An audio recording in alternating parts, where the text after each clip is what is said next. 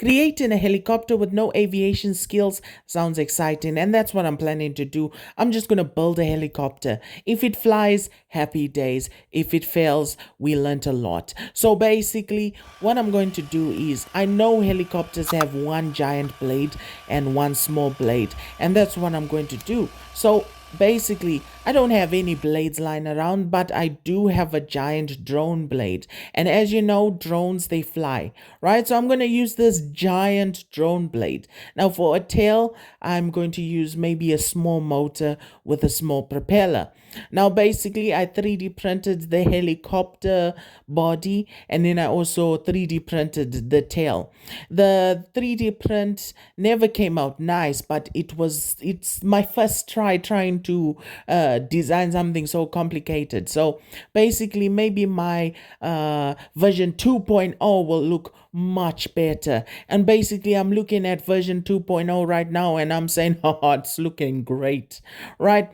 So let's try to get this thing off the ground, right?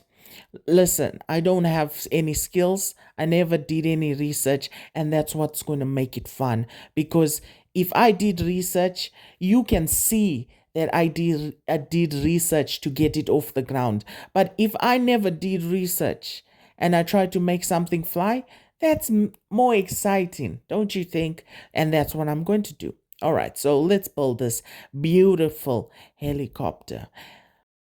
In order for the helicopter to take off, it's going to need power. So I have glued a brushless motor to the helicopter body. Then I added a tiny little brushed motor to the tail with a tiny little propeller, added a tiny little speed controller for the tail motor, then added a brushless speed controller for the rotor motor. Now all I have to do is just tidy it up.